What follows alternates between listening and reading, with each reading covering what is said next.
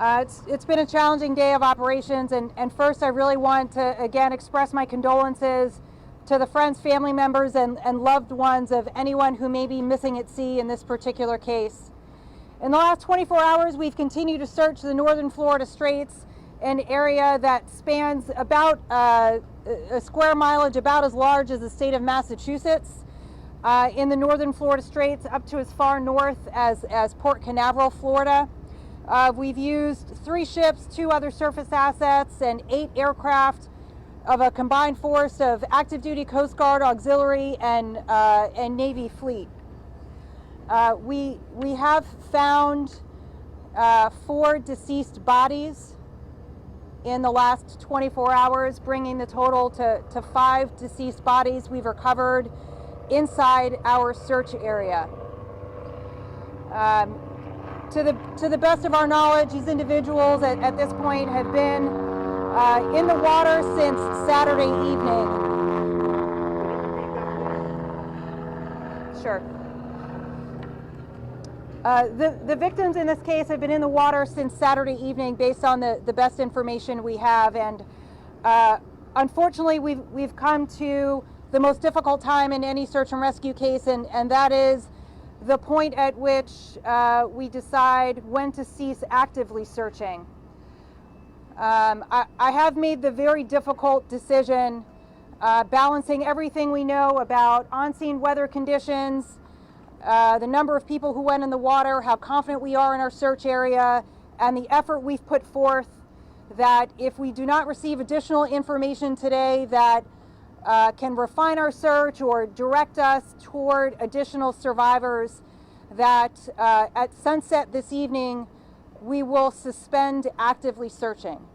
Now, that does not mean the Coast Guard is closing this case. What that means is we won't be dedicating assets specifically to this search, but we will, as we always do, remain a robust on-the-water presence alongside our federal, state, and county and municipal partners who work together as a team to preserve life, safety, and security in the maritime approaches to the Southeast U.S.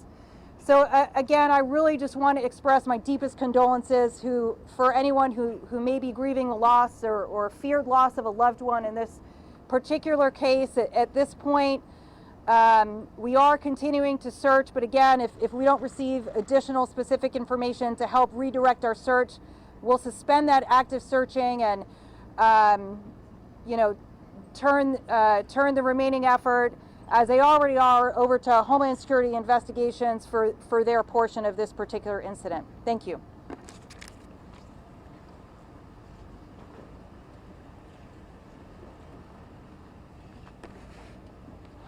Thank you, Captain. Again, my name's Tony Salisbury. I'm the Special Agent in charge for Homeland Security Investigations here in Miami, Florida. I'm going to have a couple brief statements about HSI's role and ongoing activities in this investigation. On Tuesday, January 25th, the United States Coast Guard contacted Homeland Security Investigations to advise that they had initiated a search and rescue operation on a suspected smuggling venture involving the loss of life. HSI immediately responded and opened a parallel criminal investigation while the search and rescue mission was ongoing. As of right now, this is still an ongoing investigation being pursued by Homeland Security Investigation and its federal, state, local, and foreign partners. The goal of this investigation is to identify, arrest, and prosecute any criminal or criminal organization that organized, facilitated, or profited from this doomed venture. Currently, Homeland Security Investigations is asking anyone with information or anyone who believes they had a family member on board this vessel to contact the HSI tip line at 866-347-2423. Again, the HSI tip line, 866-347-2423.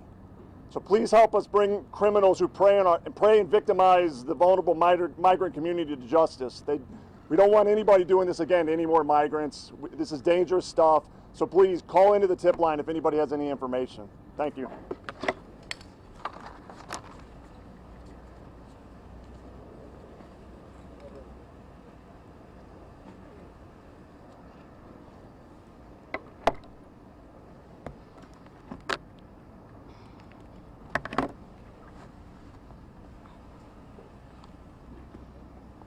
right, everyone. Just to restate, when you're ready for your question, please raise your hand. Please state your name and your outlet.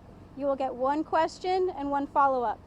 If you are directing your question to a specific person, Captain Beridian or the Special Agent in Charge Salisbury, please say who you are asking the question to. If it's just a general question, we'll decide who can best answer it for you. Okay, who's first? Sir. David Goodman, Miami Herald. Do we know the nationalities of the migrants on the boat? Captain?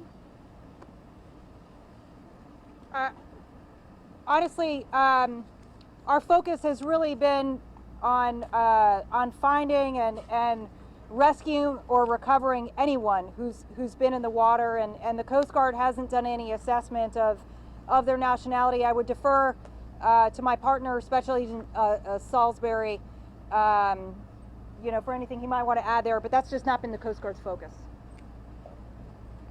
So as I said, this is an ongoing investigative matter, so that's a lot of what we're still trying to piece together on this, so we're not going to comment on it at this time. Thank you. David, do you have a follow-up?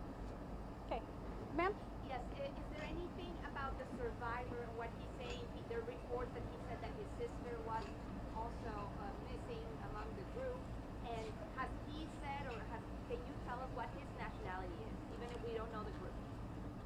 So again, it's still an ongoing investigative matter. We have spoken to the survivor. We will continue to speak to the survivor, but I'm not going to get into the details of what he's been communicating to us so far. Do you have a follow-up, ma'am? Just if you can confirm the report that his sister is missing among the group. I'm not going to comment as it's still ongoing. I appreciate it. Thank you. Is it safe to say that 39 people are dead as of now? I mean, is that what you guys are believing? The decision to suspend really is a very, very complicated one. It is our belief that it's just no longer, if by the end of daylight hours today, we have saturated the area over and over and over again. We've had good visibility. The weather is somewhat deteriorating. And we know we're searching in the right area. We've overflown the vessel a number of times and have found additional deceased persons. It does mean that we don't think it's likely that anyone else has survived. And again, that's why we say we're suspending and not closing. That's based on the best information we have right now. And I do want to take a moment to acknowledge and really thank the tremendous work of not just our interagency partners, but Coast Guard crews, again, from those 3 ships and multiple air stations, the Navy and the folks here ashore who are helping coordinate those efforts. They're really wringing out every possible resource to determine whether or not there's anywhere else we could search for survivors. And at this point, again, in the absence of additional information, that a fortunate answer is no, ma'am. Danielle, do you have a follow-up? Ashley, sorry. My next question would be for you, sir. The survivor, I think he's in custody right now. Can you tell us what's to come of how does it normally work? I'm sorry, I missed the question with the horn. The survivor, I believe he's in custody right now.